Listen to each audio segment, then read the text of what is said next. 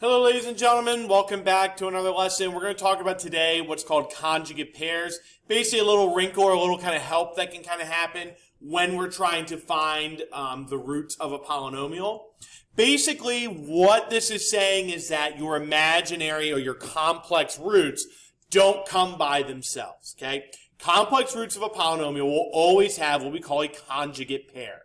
Basically, if you have a root of the form a plus bi, okay? So if you find a root, like you go through and you get to your quadratic and you do quadratic formula and you get 1 plus 2i, you will also have another root that is of the form 1 minus 2i or a minus bi. The imaginary component will be the opposite of what the other root was, okay? They always come in pairs, okay? They'll always show up in pairs when you're finding those roots, okay?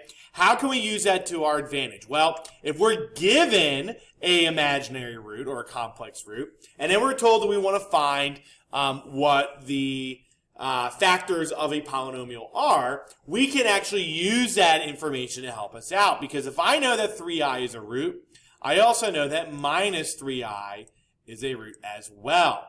So what does that mean? That means I know that two factors of this polynomial are x plus 3i. That would be the factor that goes along with the negative 3i. And x minus 3i, that's the factor that goes along with the 3i as being a root. I know both of these are now factors of this polynomial. Well, to find the other factor, there's a couple different things I can do. One, I could find my p's and q's and do all that nonsense. Or I can apply long division. Mr. Guy, how can you use long division? That doesn't make any sense. Well, you can because I can FOIL this out. Watch what happens when I FOIL this, okay? So I'll FOIL it out. I'm going to get x squared plus 3ix minus 3ix and then minus 9i squared. These two things are going to cancel. I squared is negative 1, so we're really going to end up with x squared plus 9. I can divide this out from this polynomial, and what I'm left over with will be my final factor. So I set up a long division problem. Again, it has to be long division, not synthetic division, okay? So we're going to be dividing in x squared plus 9 into x cubed plus x squared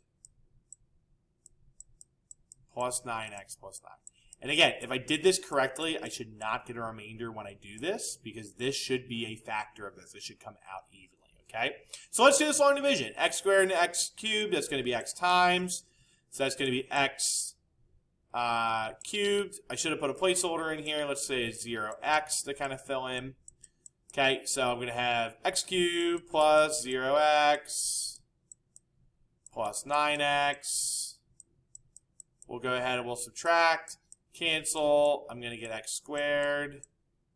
This is going to cancel, and I'm going to get plus 9. You can kind of see where this is heading. I'm going to get plus 1. If I multiply that, I don't really need, I can put a placeholder in here, but it's all just going to cancel. Boom, long division. We know how to do that. We get 0 remainder. Here's my other factor. And so I can write this out fully factored as x plus 1 times x plus 3i, x minus 3i. There it is. There's f of x fully factored. Okay? So really the idea of conjugate pairs, basically if you know one imaginary root or one complex root, you know another one because they always show up in pairs. They always come together, and we can then use that fact. Maybe we can FOIL it out and get a polynomial to divide into it.